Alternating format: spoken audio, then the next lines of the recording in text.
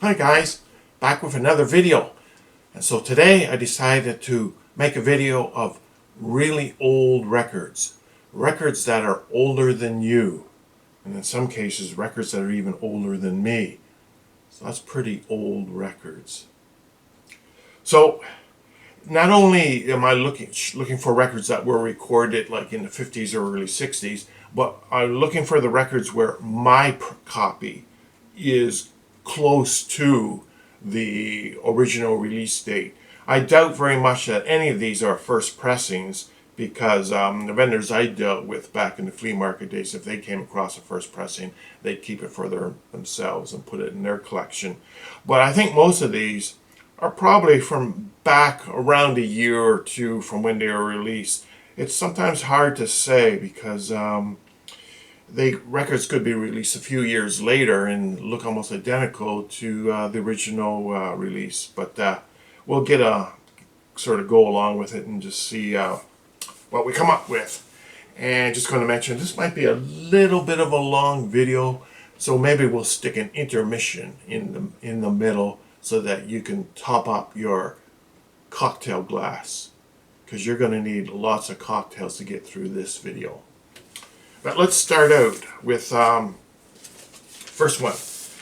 This is Julie London, 1955 on the Liberty label. Now you say you're lonely, you cry the long night through. Well, you can cry me a river, cry me a river. I cried a river over you. Now you say you're sorry for being so untrue. So this was her first album when she joined Liberty. She had done some recordings with, I think, was it Bethlehem Records originally. Got on the Liberty label and was with them for quite a while, put out a lot of albums. One thing I want to point out here, the jacket is not cardboard as we're used to. This is almost like a heavy construction paper. It is not cardboard. And the inner sleeve, now I don't know, it could have been the original owner put this in, but it's like onion paper. That's the way we used to describe it back in the school days. Now, Julie London was my sort of favorite singer, but the vendors at the flea market considered most of her records were not collectible. So if they came across any of her records, they would just give them to me. And lucky for me that they were nice guys. But just to very quickly show you, and these are all pressings from back in the day. They're not modern reissues or anything like that. And I've got some notes here with some dates. So Lonely Girl was 1956. I'm not going to do any sound samples or even take them out of the sleeve. 1956. And then About the Blues was 1957. Right here.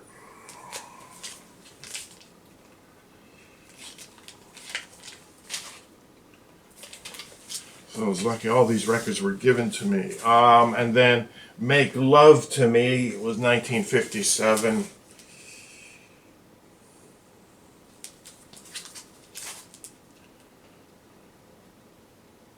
On the back of these albums, a lot of times they make a big deal of the equipment they're using for the recording. They actually give you the brand names of the microphone, the recorders, and all that.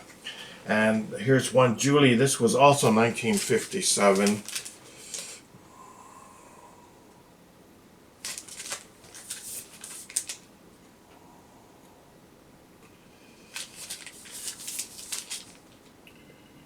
Transistorized spectrasonic sound, the ultimate in fidelity.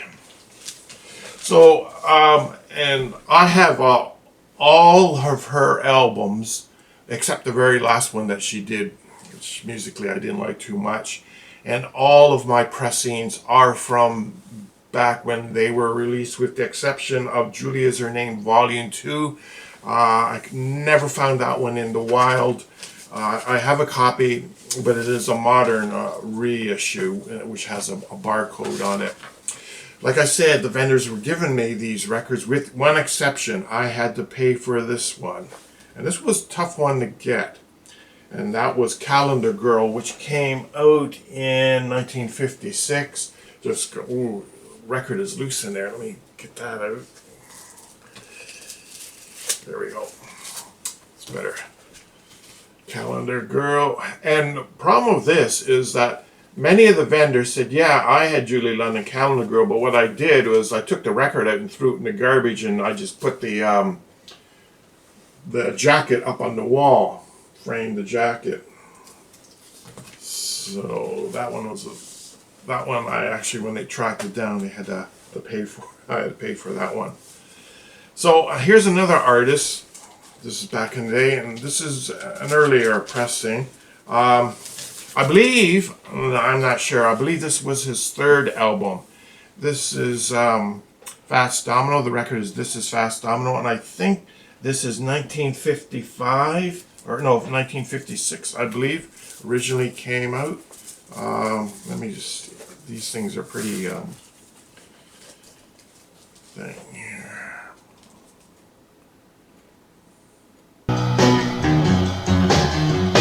I found my thrill on Blueberry Hill, on Blueberry Hill. When I found you, the moon stood still on Blueberry Hill.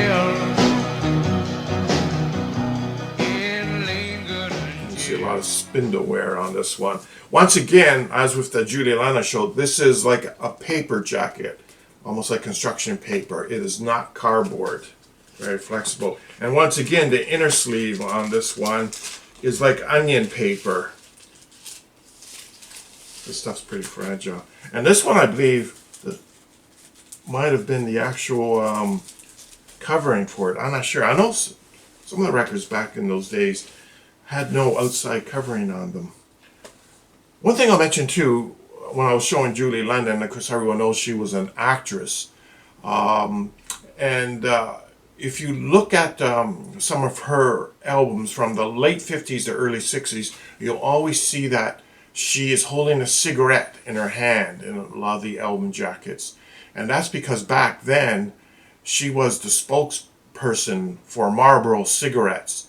So she preceded Marlboro Man, the big rugged guy on his big trusty horse who rode off in the sunset. Well, before him, it was Julie London.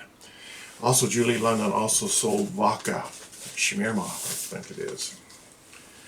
So here's another one. And this is, let me see if I can check the notes on this one. 1960, Maurice Williams and the Zodiacs. I was told to buy this record by a friend of mine who has tremendous knowledge, and I said, I don't know who these guys are, but as soon as I dropped the needle, I went, oh yeah, these guys. Just a little bit longer.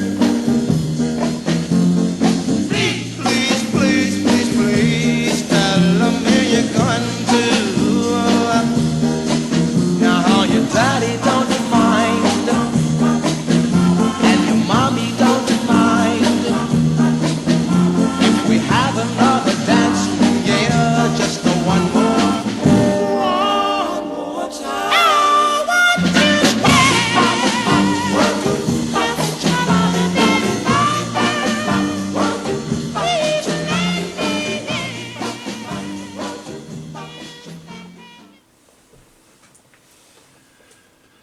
So that's a record from 1960.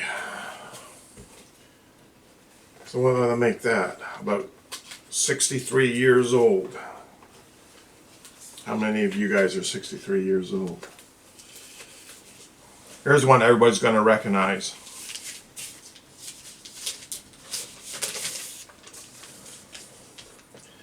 Originally released, I think, in 1958. I don't know what pressing this is. I'm sure it's like the 8th or 9th pressing, whatever. But Buddy Holly. Say and do, make me want to be with you. Rave on, it's a crazy feeling, and I know it's got me reeling when you say I love you. Rave on. The way you dance and hold me tight, the way you kiss and say goodnight. Rave on, it's a crazy feeling, and I know it's got me reeling when you say I love you, rave on. Oh, well, rave on, it's a crazy feeling, and I know it's got me reeling. I'm so glad that you're... So I'll just let you guys know that some of these records I'm pulling out of the sleeve here, they are very heavy. They're up around 180 gram, and they are as stiff as a board. Absolutely no flex in them whatsoever. Here's a group that everybody is going to be familiar with, but they may not be familiar with this record. This record came out at the very start of their career, and I think some people would be very surprised at the sound on this record because they're probably not familiar with it. This is Paul Revere and the Raiders, Like Long Hair, and that came out in 1961.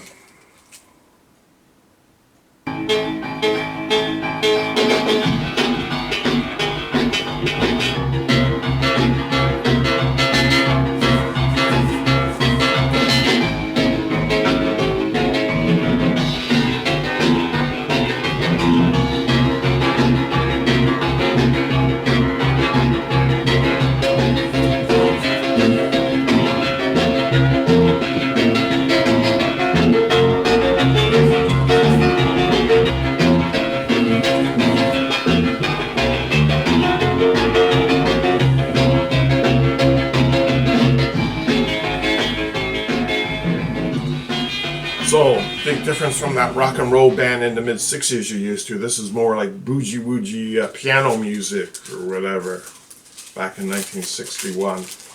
This record is, at the time, at least when I was collecting, it was difficult to get and was could be a little bit expensive. I got lucky on that one. I didn't have to pay too much. Here's another group, or twosome everybody knows, but once again, we're going back well in time, and their sound might be a little bit different from what you're used to here. And this record came out in 1960. Jan and Dean. Oh my darling, oh my darling, Clementine. In a cavern, in a canyon, excavating for a mine, lived a miner, 49er, and his offspring, Clementine. Like she was, and like a fairy, and her shoes were number 9. Herring boxes without topses, that's my chick, dear Clementine. Oh my darling, oh my darling, oh my darling Clementine. Jan and Dean on the Door label. So, of course, a couple of years after this, they would start the big surf scene stuff. Surfing with Linda and all that. I've got, I think I have every one of their studio albums. I'll have to look into that. Maybe do a Jan and Dean and Beach Boys video sometime. Generally, I don't show those records. Okay, what's this one here? This record originally came out in 1956. This one that I have in my hand is definitely not a 1956 pressing. I could tell from the number on it. It might be a 1957 pressing. And this is the Clovers.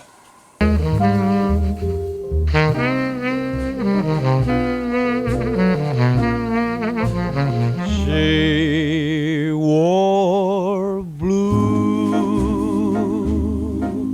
velvet, bluer than velvet was the night, softer than satin was the light, from her eyes. She wore blue. As I hold this record in my hand, I'm thinking this is probably a much later pressing, because this record actually has a little bit of flex in it. Some of you experts out there might be able to give some insight by looking at these labels and getting some idea when the pressing is. I'm not one of these guys that go checking the matrix and all this and, oh geez, yeah, this is the first pressing from such and such a plant, whatever. I just buy the record. This next one here, originally released in 1962. Again, everybody will recognize these guys, the Drifters. You can dance every dance with the guy who gives you the eye, let him hold you tight. You can smile every smile for the man who held your hand neath the pale moonlight. But don't forget who's taking you home and in whose arms you're gonna be. So darling, save the last dance for me. Oh, I know that the music's fine, like sparkling wine. Go and have your fun. Laugh and sing. But while we're apart, don't give your heart to anyone.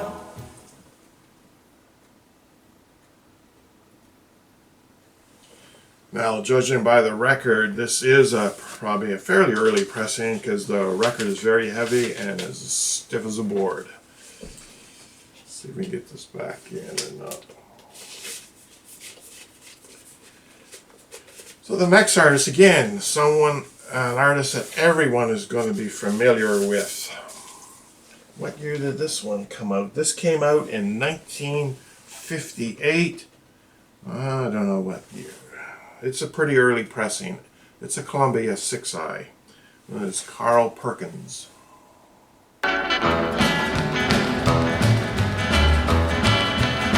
Well, come on over, baby. Whole lot of shaking going on. Yeah, come on over, baby. Baby, you can't go wrong. Well, we ain't faking. Whole lot of shaking going on. Well, come on over, baby.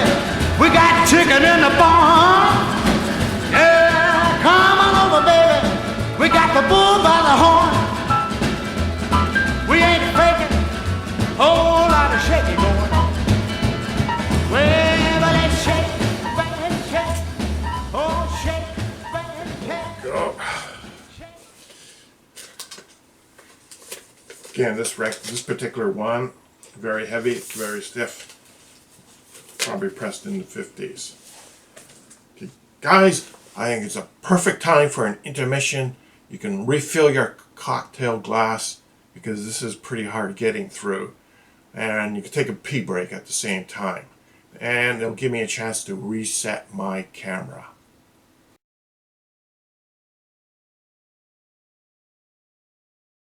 So, I hope everybody had a pee break. So let's keep on going. So this one here, again, everybody will recognize this artist, and this was released in 1959. Chuck Berry. Almost grown. Whoa, whoa. Yeah, and I'm doing all right in school. They ain't said I broke no rules. I ain't never been in Dutch. I don't browse around too much. Don't bother me, leave me alone. Anyway, I'm almost grown. I don't run around with no mob. Got myself a little job. I'm gonna buy me a little car. Drive my girl in the park.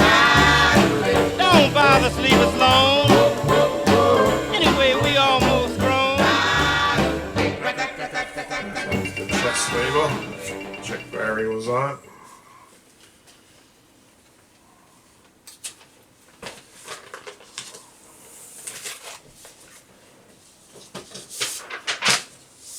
So the next one we got here, released in 1962, and this is Dwayne Eddie.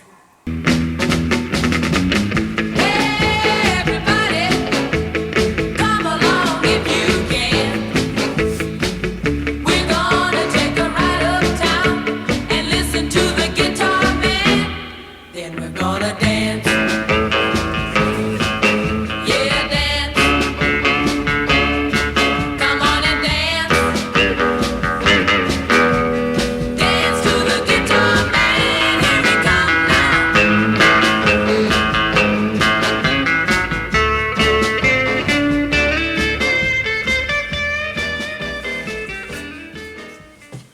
few albums by him, not too many. You only can take so much Dwayne Eddie at one time. So as you know, there's like the exploitation records, especially in psychedelic records of the 60s. These come out like, I don't know, was the Crown label or whatever. Sort of like you don't know who the band is or anything like that. And just sort of jumping on the bandwagon. And that was the case too with the early rock and roll. And I'll just show a few here that I have. And the trick that these guys are doing is, so they're just doing covers of the hits at the time. And it always helped to stick some good-looking young people on the cover. And like once there was the Big Ten, like here's an example right here. And this is from Columbia, actually. I believe this might have actually been bought. This one still $1.98 when it was released. The Big Ten there. Another compilation. This modern label, I guess it is. Rock and roll. Again, sort of exploitation. Jump on the bandwagon, have some band, whatever, or orchestra just playing all the hits. One more example, just a teenage party.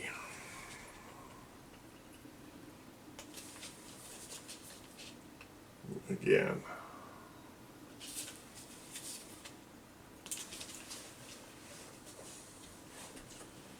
All right, here's a band that everybody knows. They're really big. This record came out in 1958, I think. I don't know for sure. I believe this was their first album.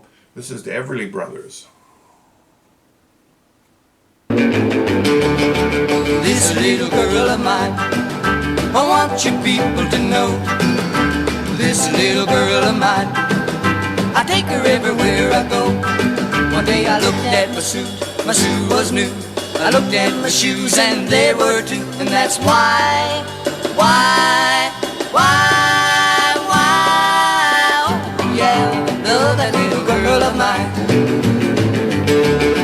This little girl of mine makes me happy when I'm sad. This little girl of mine loves me even when I'm bad. She knows how to love me right down to her teeth. If she does any wrong, you know she keeps it from me. Next one. Not sure if people will recognize the name too much here on this one. This record came out in 1960. It had a big hit on it too. Clap Your Hands. Oh, clap your hands, clap your hands. Oh, clap your hands if you can. You got the rhythm in your feet. Now clap your hands to get the beat. Clap your hands, clap your hands. You dance the bop and done the stroll. The time to rock is getting old. Now clap your hands right through the dance. The beat will put you in a trance. Clap your hands, clap your hands.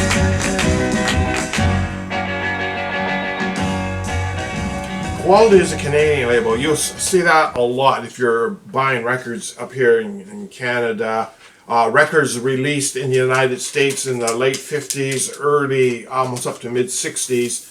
To be on a particular label in the States, but in Canada you would see them pressed on the quality label. Again, the name won't be recognizable to a lot of people, but they had a couple big hits, and one really big hit was the Stroll. And this is the Diamonds, and this was released in 1958.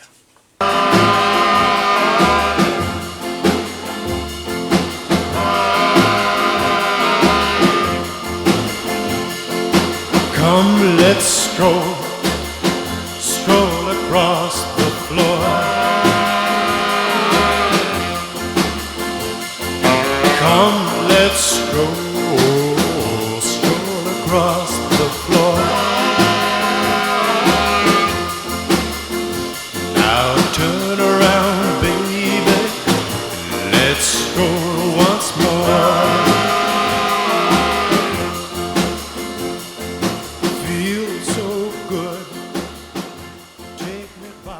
on the Mercury Wing label. Of course, the Stroll, I believe, was used in that movie American Graffiti, I think.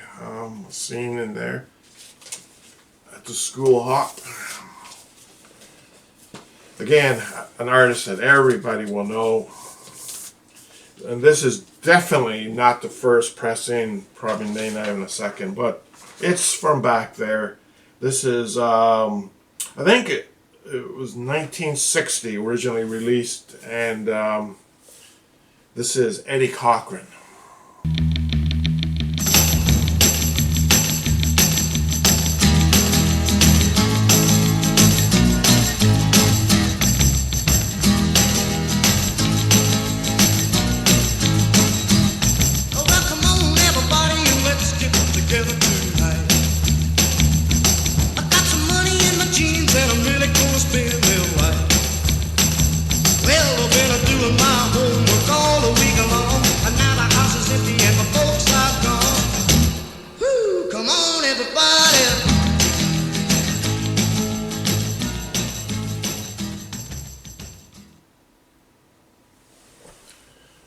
So on the Liberty label,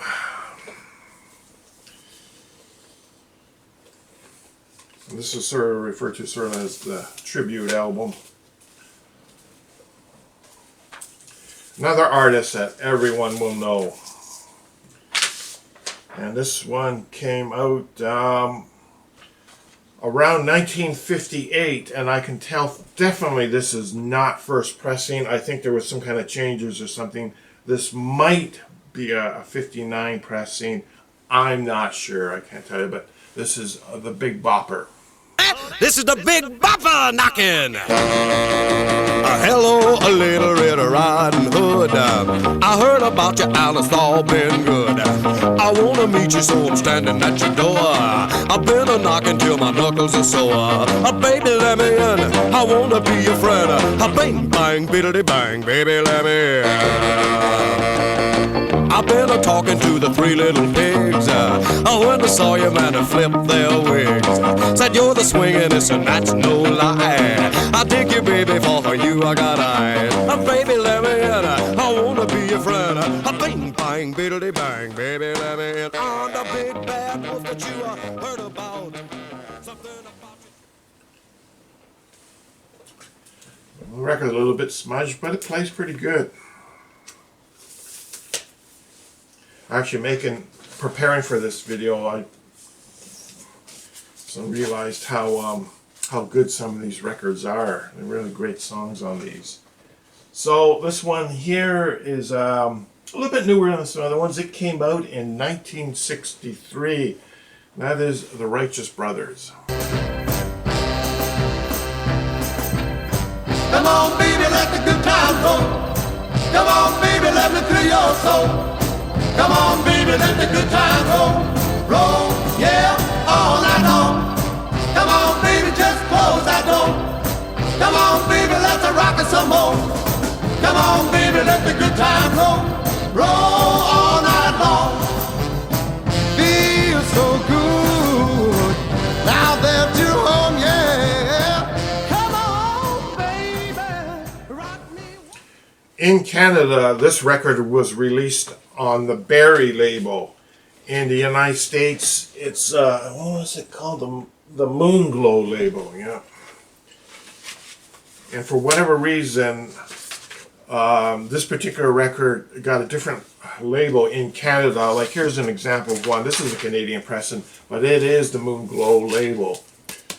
So it's just that one, a one-off for some reason, and ended up on the Berry label in Canada.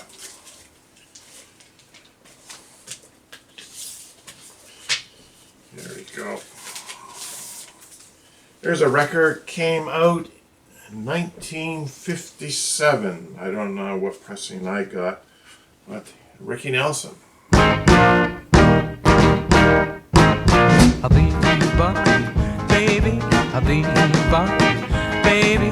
I'll be back, baby. She's a gal for me. She got plenty of rhythm, got plenty of jive. And when we dance, I really come alive. My love for her so tender and sweet. My heart starts pounding every time we meet. A bebop baby, still in her teens, just as sweet as she can be. A bebop baby in her old blue jeans, it's a bebop baby for me. A bebop baby for me. Well, that was the Imperial label.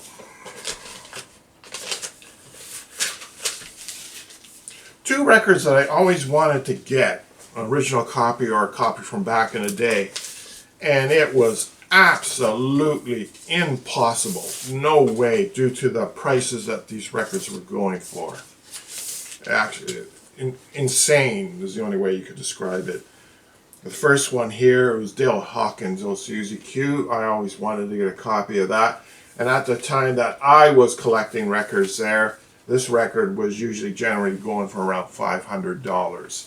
You can see obviously brand new pressing. Got a barcode on there. That's a tough one. This other one here,